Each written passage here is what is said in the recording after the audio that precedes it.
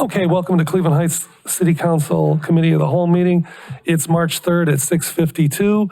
Addie, would you, Tony, would you call the roll? Maddox? Posh? Here. Russell? Here. Kuda, here. Cobb? Here. Larson? Here. Petrus? Here. I remembered everybody's name. All right. So we have legislative review on here.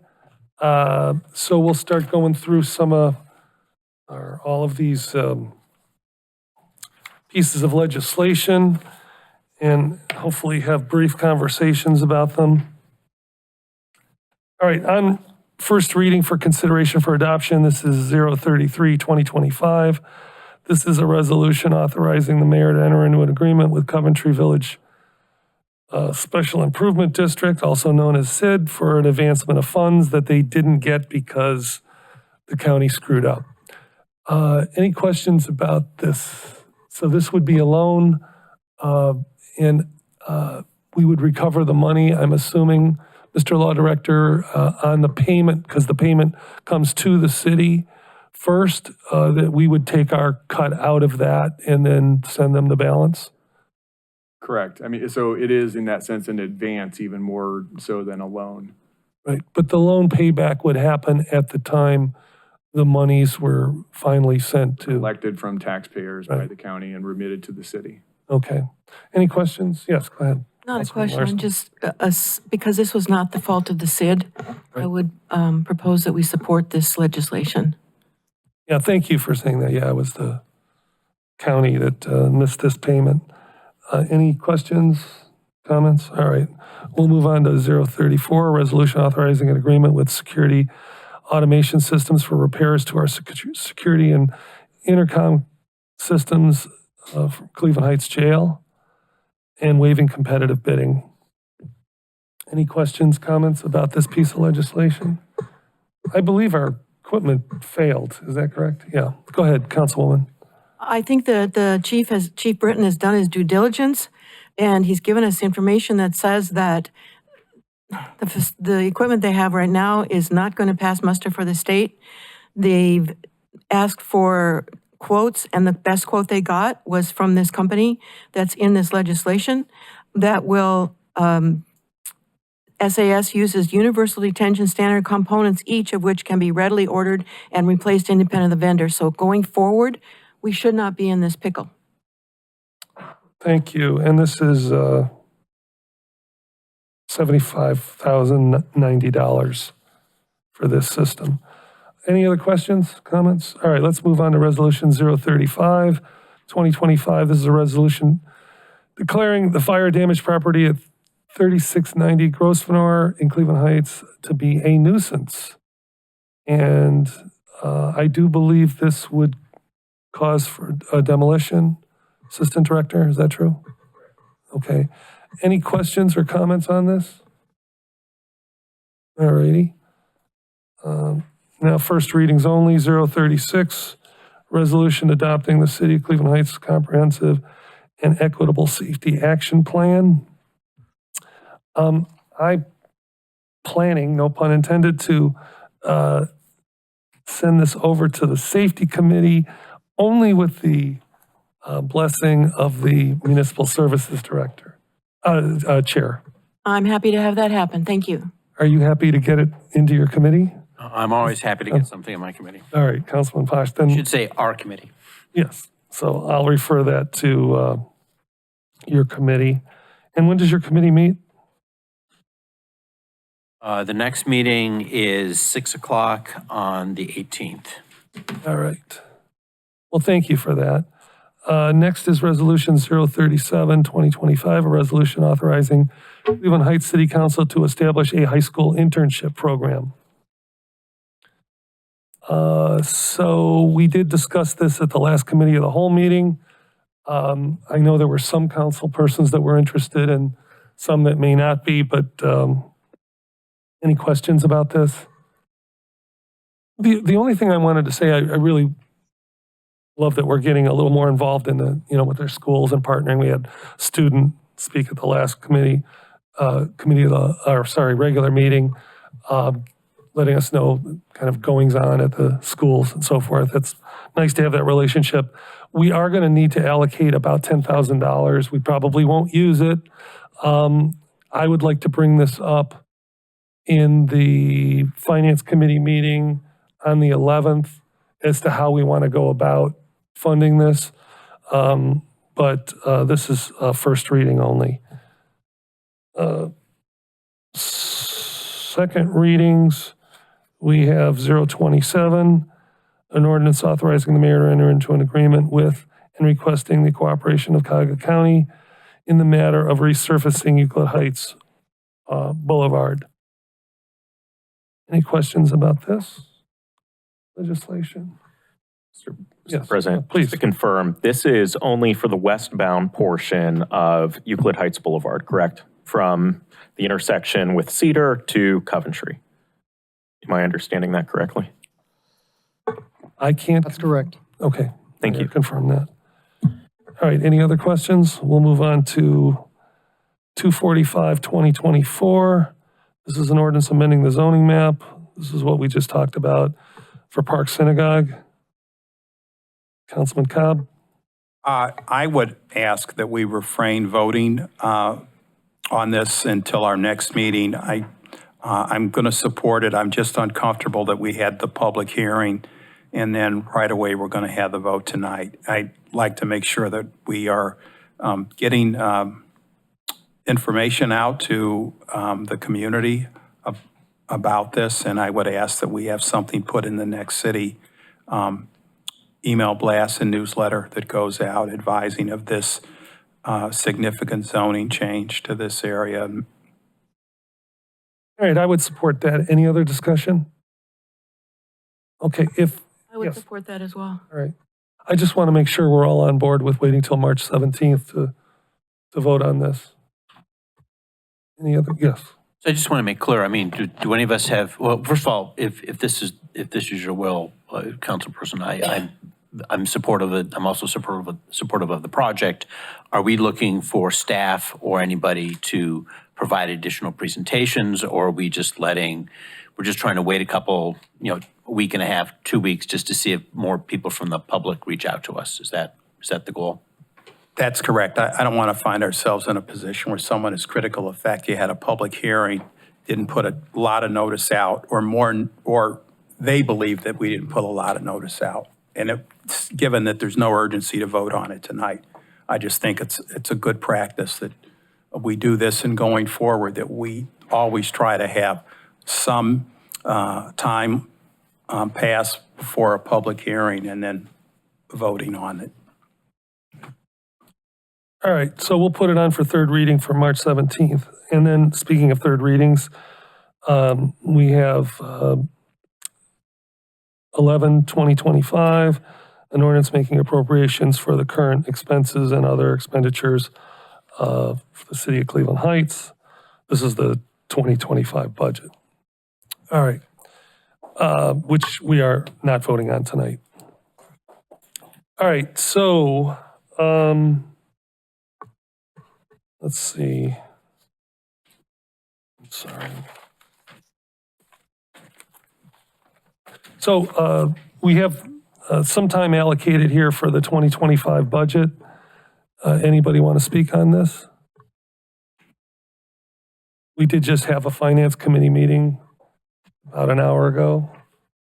And we have another finance committee meeting coming up on March 11th at 6 p.m.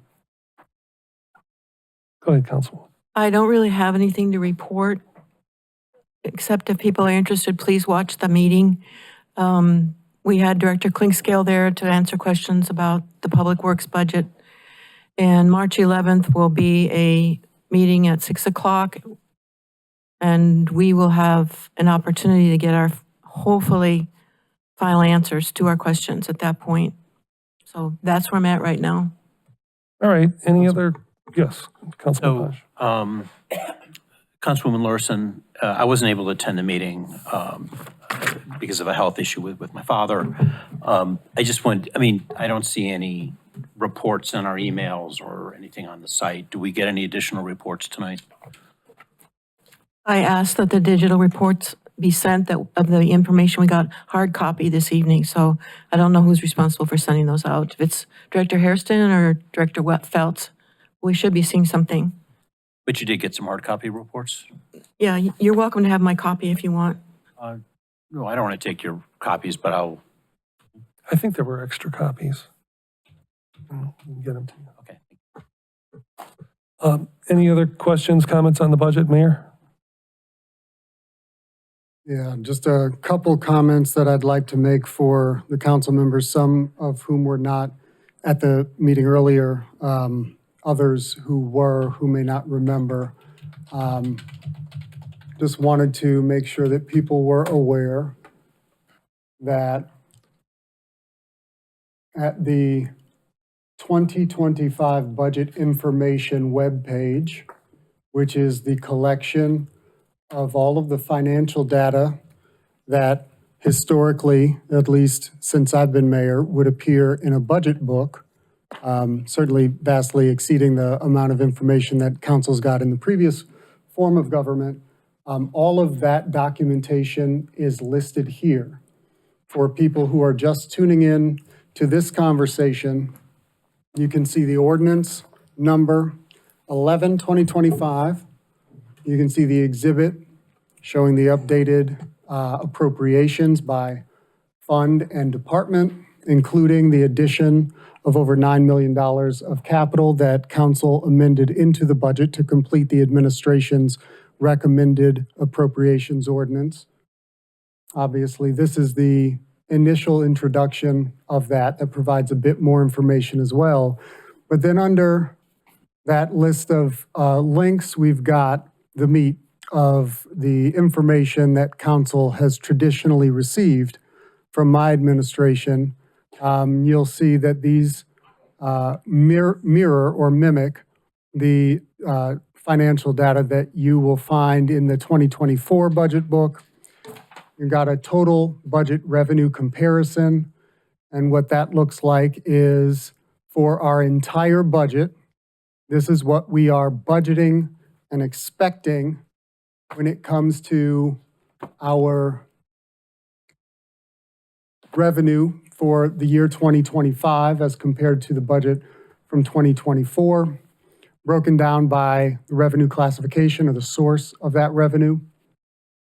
Underneath that, we've got our 2025 revenue budget comparison by fund, which is a bit more of a broad look, but broken down by fund, so you can take a quick look at what revenue each fund is anticipated to receive over the course of 2025, with a total at the bottom. Beneath that, we get into our expenses. So our total budget expense comparison by expense category includes personal services, which includes our salaries, benefits, other than personal services, which is sort of defines itself, but it includes things like contracts and materials, supplies. You know, this is your paperclip fund. Our capital expenditures, and you can see that the total 2025 budget for capital is approximately $13.6 million. Got a bit of explanation for some of these and why they differ from the 2024 budget as well, if you're just tuning in. Beneath that, the budget comparison for expenses by fund, where you can see what we expect to spend out of each fund, most notably the general fund, which is our main fund that we generally use to fund the operation of the government. Beneath that, we've got our revenue and expense budget comparison for the general fund. And because these lists are a little bit smaller, I put them on one document for your ease of viewing. For the general fund, we have our revenue broken up by revenue classification by source. And then our expenses broken down by expense classification, again, personal services, other than, capital, non-government and operating transfers out. We do not have budgeted any operating transfers out currently. That may change, as we've seen over the course of the years with the city of Cleveland Heights, if council chooses to change that over the course of 2025. Now we've got our fund summary, which shows our beginning balances for the funds that we have to fund our government at the beginning of 2025, and our projected ending balances at the end of 2025. Now, this is a bit of a larger spreadsheet, maybe a little bit difficult to read. What I'm going to do is zoom in on that projected ending balance so that you can see that a bit more clearly. We've got our beginning balance in the general fund of $27,301,059.01, with 2025 budgeted revenue of over $59 million, 2025 budgeted expenses of just over $58 million, for a projected ending balance of $28,454,750.01. Now, this accounts for, what is that, approximately a 49% reserve against our budgeted expenses, which is a dramatically high general fund reserve, given that GFOA guidelines would expect us to have approximately 16%, and we're looking at almost 50% when it comes to our general fund reserve balance at the end of 2025. If you scroll down to all funds, we're looking at a projected ending balance of over $65 million at the end of 2025 in all funds. And that accounts for about a 61 or 62% all funds balance, given our $105 million of anticipated expenses. It's about 61%, which is also an extremely healthy reserve balance. Beyond that, Mayor, we've I got, have a quick question on that last one. what's your question? So, does the projected 28 million plus unencumbered balance for the end of 2025 include the 9 million that we're going to spend on capital projects above the 4 million that was already budgeted? So you're getting your funds a little bit mixed up here. The 28 million that you're referring to is in the general fund. Right.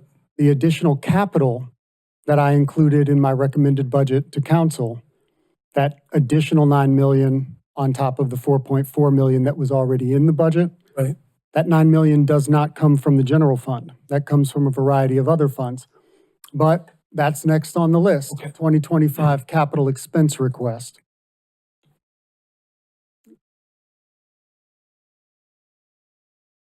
So what you can see here is a list of operating departments, where the capital is being funded from, what fund, what department description it is in our accounting system, and what the capital expense description is and an amount. In this last column here, you see current. Underneath current, you'll see additional. This differentiation is a bit outdated in that council has voted to amend Ordinance 11/2025 to include all of the additional capital in the appropriations ordinance that's before them. But this current was capital expenditure that was in the originally introduced legislation back in January. This additional capital is capital that was recently amended into the appropriations ordinance. You can see I've got this broken down by fund for the additional capital. You'll see that none of the additional capital is taken from general fund. totaling about $9 million, $9.2 million. When you add that additional capital number to the original 4.4 million, you get $13.6 million of capital expense that we are requesting for the year 2025. So again, the additional capital, that $9 million is not reflected in that 28 million because that's from a different fund. But all of the capital is reflected in the fund summary as updated currently. That projected ending balance of 28 million and projected ending all funds balance of 65 million is inclusive of all of our capital and non-capital expenses that we have budgeted for 2025. Lastly, let me get back to it. The last item in the 2025 budget information webpage is departmental detailed expense comparison. This is something that council members were really interested in. And so we've got a comparison in the budget for each individual department or branch. 2025 budgeted expenses that are specific to that department. 2024 actual spend from that branch or department. What was budgeted for that department or branch in 2024. And 2023 and 2022 actual spends. Now, in case people get confused again about this, I want to clarify that this departmental breakdown is in order to explain the activities and the functions of that specific department. I'll give you an example. In our finance department, we have personal services budgeted at $1,024,620. Now that includes salaries and benefits for the employees that we've budgeted in the Department of Finance. It does not include those things like hospitalization in fund, I believe it's 701, that is reflective of a budget for the entire organization relative to hospitalization. So this is specific to the Department of Finance employees. It does not include those general operations organization-wide expenditures. So if you add up all of the totals for each of these departments, you will not find the total budget, the total expense budget in the appropriations ordinance. This, however, is illustrative of the actual activities that allow these departments to run. I want to make that very clear. This is not where you will find the total budget. This is simply to illustrate the operations of the individual departments listed here. So with that, every single bit of financial data that one would have found in, say, the 2024 budget book that was produced in 2023 for council is contained in this list of links at these tables. And I encourage both the council to take a look and the public to take a look at these to educate themselves about what we're anticipating for 2025 and hopefully pass a budget before the end of the month. All right, thank you, Mayor. Go ahead, Councilman Thank you, Petrus. Mr. President. Got to move on. Mr. Mayor, I'm hoping that you could provide statuses on two things that council members have requested. One, are we able to get the total amount that we avoided from the unfilled positions from 2024? So we've had this conversation multiple times in various committee meetings.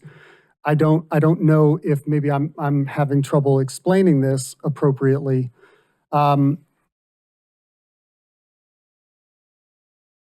I'll give you an example and maybe that will help. If there is a position, let's say in police, we have hired a person We have budgeted for that person to be in our division of police. And then they quit. And it takes us 3 months to replace them, let's say, hypothetically. In order to provide you with the number that you want, we would have to calculate every individual vacancy. We would have to then calculate the difference between the amount of salary and benefits that the outgoing individual may have earned during that period of time. And even if we replace them with somebody, we would then have to calculate the difference between that person's salary and benefits expenditure with the previous incumbent in that position. I appreciate that you would like to know this. This is not something that the administration is going to endeavor to provide you because it is extremely labor intensive and does not provide the information that you would prefer. If I could, Mr. I'm Mayor. not done. Let me finish this answer, please. We have, however, taken a look at our budgeted personnel and provided you with our actual personnel expenses. Now, some of that, in fact, the vast majority of that difference is because of unfilled vacancies. You look at personal services budgeted and personal services actual. You can see what we've budgeted for, and then you can see what we've actually spent. And you can take that number, and we've provided that number on multiple occasions. And I would encourage you to take a look back at those, perhaps maybe take a look back at those meetings. That is the number that we've been able to provide. I don't think that it is conducive of a functioning administration, given the amount of work that we are already doing, providing, collecting spreadsheets for council and those sorts of things to endeavor to provide you that sort of day-by-day, salary and benefit difference between, one person, one incumbent in a position leaving and being replaced by another potentially. So we've gone through this on multiple occasions.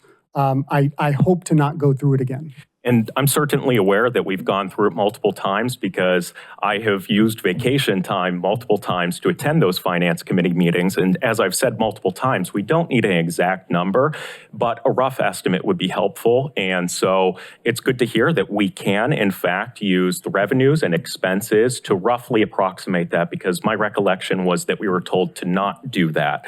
And so thank you for that clarification. The other thing that would be helpful to receive a status on are those 2024 capital items that were not completed. It would be, as I've explained before, helpful for us to be able to look at that list of projects that were not completed so that we know which of those funding for 2025 is being requested for and which of those funding is not being requested for. Is there an update on that request? I think with the exception of a variety of directors coming before council to answer all sorts of questions, and they certainly could have been asked about any individual capital request that was made in 2023 for the year 2024. Outside of that particular occasion to provide that, I do encourage council members to take a look at the information that's already been provided to them and maybe do a little bit of the work for us to compare lists based on the $13 million of capital expenditure that we are requesting now, and those projects that you have had an opportunity to communicate with and receive communication from directors on those individual projects, and compare them to the list of those capital projects that were requested in the year 2023. That would do a great deal of service to an administration that is already working extremely hard to provide you with a great deal of data, certainly more data than any council has ever received previous to this. Thank you for that clarification, because I know that this is something that various council members have asked for probably a half dozen times, if not more. And we've been told that, yes, that could be provided. While we could certainly compare the two lists and identify those things that are being requested, where funding is being requested for 2025, we are not able to see those items that were not completed in 2024 and funding is not being requested for. So you cannot easily tell whether something was completed or not completed in 2024. My answer to that is if there is a desire on the part of council to do a deep dive into capital expenditures or capital projects that we did not complete in 2024, I encourage the council, separate from this budget conversation for 2025, to hold a municipal services meeting in order to discuss those capital projects and have a conversation with the directors that work through those capital projects in order to determine which and why. Okay, thank you for that clarification. That was not something that was previously advised to us, but I will ask Councilwoman Larson if she All could right, thank discuss it during a meeting. Thank you both. We're going to have to move on because we're kind of delayed in starting this meeting. So I want to go ahead and if it's quick. I wish it was quick, but stop me if I have to stop. Okay. The problem with your listing, Mr. Mayor, of the things that you've just said were part of budget information that every other council has, in the past history in Cleveland Heights has had, is not true. We don't have all the information. We have a bunch of fragmented pieces of reports. One of the reports that you showed us this evening on your display was the total fund balances, the total projected ending balance. Sorry, the total ending balance. I mean, some of these are like 70 million, some of them are 97 million. Do they include the extra $9 million of capital that you gave to us a month into this year? Does it include that? Does it not include that? There was $5 million that we found out today that was part of a journal transaction. Is that included in the finance director's projections that they gave to us a week ago? Are they included in your documents? I mean, there's a lot of questions that we have right now that we as a body need to have answers to. And I wasn't at the finance committee meeting because I was dealing with a health situation with my dad, and I believe I have two reports. I'm anxious to get them, but we're still full of questions, okay? And we want to do what's right for the city. We want to do what's right for you and your administration. We just need to have the answers that we have. And pointing to that list, it's not adequate. We've explained this. We've given you a listing of everything that we have. It's a great starting point for a conversation, and I appreciate that. But there's still some things that we need to have, and I hope that they were discussed today in our finance committee meeting that regrettably I wasn't able to attend, but I'm looking forward to attending on the 11th. Well, so for future reference, and this is something that I did just explain, and I do appreciate that you were not present at the meeting earlier. I was just asked about the additional $9 million of capital by the council president. And I just now explained that no, it was not present in Fund 101. It is present in the rest of the funds as shown in our fund summary, which is up to date on the website, and I encourage you to take a look when you get a chance. These things have been updated over the course of the last 3 months in order to provide council with as up-to-date information, even when we were working from more projections. Now we're just projecting in 2025. But I think, that sort of answers your questions. These fund balances in 2024 are what we're looking at to start 2025. That's where we're starting. So this was changed since the last finance committee meeting. This was changed since council determined to add the capital into this budget. I changed it then.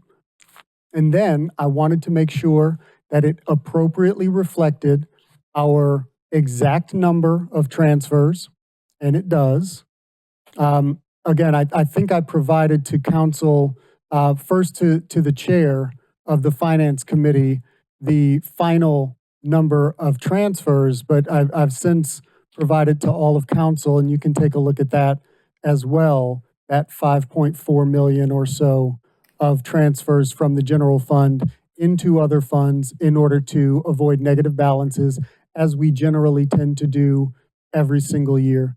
And that takes us to our ending balance, ending unencumbered fund balance at the end of 2024, which is the same as our beginning balance at the beginning of 2025.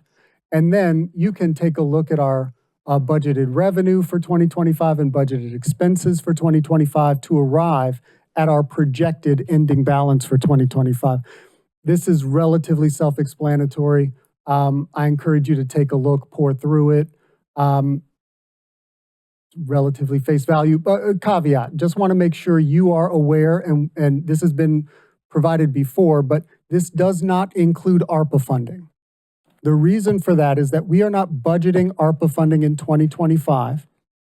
And since we're not, I wanted to compare apples to apples and ensure that we weren't overcomplicating this. So we don't have Fund 241 listed in this fund summary.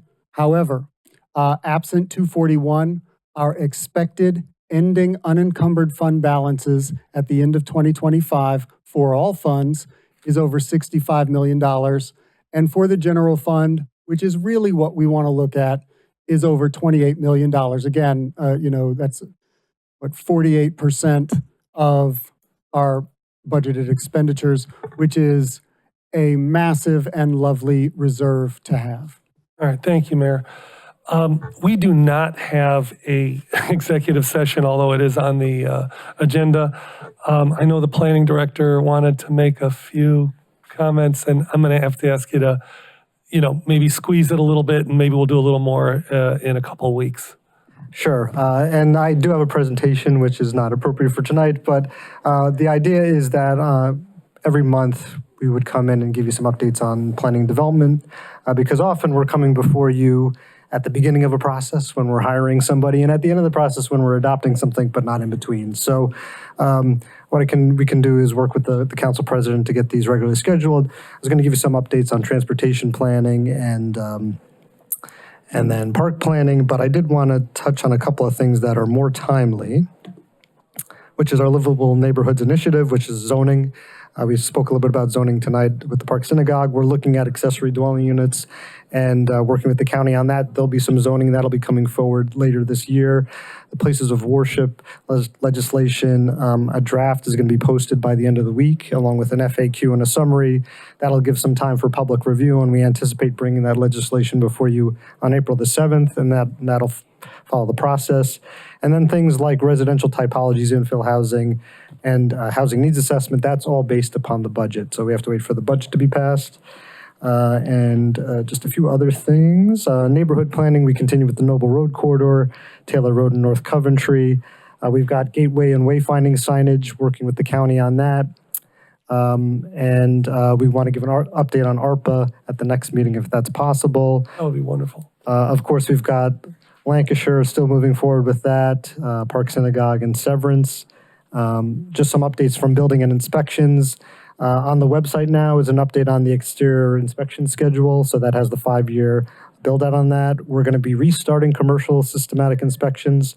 Electrical inspections on the building side started on January the 21st. We're working with Communications and the Legal Aid Society on that tenant rights brochure. We expect the facade inspection ordinance to be in the first quarter of this year, and we're looking at permitting and fees, generally speaking. Grants, we're monitoring what's happening on the federal level, which of course impacts everything that we're doing. But we've been working with ADDIE on some archiving grants and submitted something recently on that. And there are some upcoming opportunities that we're looking at. Landmark Commission, hoping to celebrate their 50th anniversary this year, but there'll also be some changes to the ordinance. The report I'll give you will have all the Planning Commission, ABR, and BZA approvals. And just to run through upcoming meetings, tomorrow is the Landmark Commission at 5:30 p.m. On the 12th is the CIC. 13th is ABR. 18th is the CAC. 19th is the BZA. There's going to be a community meeting for Severance at the Noble Library on the 25th at 6 p.m. We'll work through ADDIE to send that off to council. Can I ask you real quickly, CIC is Wednesday instead of Thursday? It should be Thursday. Did I? Okay, in the city calendar, it's on for Wednesday. It is Wednesday, yeah. So I guess it's Wednesday this month. Okay, Yep. And then finally, the 27th is the ABR. beautiful. Thank you for going through that quickly. Dr. Zamp, Yep. Not so fast. Go ahead, Councilwoman. it is a quick question. Did I hear you say you're restarting the interior inspections? Restarting commercial inspection. Commercial? Yes. Because they were stalled for a while? Or, COVID really threw everything off when it came to that. And now that we have, a full staff and plus the building department, it's really a coordinated effort between planning, housing, and building. So we feel like we finally have the crew to be able to do that properly. fabulous, thank you. I'm going to skip item number 6. We can talk about a council communications consultant at the next meeting. Everybody on council should be getting a doodle poll about our next charter review meeting. What I hope we can do is do a couple hours next week because our objective is to knock it out this month and turn it over to legal in April. And admin services, you got a big, you got a lot on your plate. Do you want to try to schedule something for next week? We'll have Addie send out a doodle poll. All right. We'll, Doodle is the answer to everything. All right. So is there anything else on the, okay, so here's what we're going to do. It's 7:32. We're going to adjourn this meeting for 5 minutes, and we're going to start our regular meeting in 5 minutes. This meeting is adjourned at 7:32.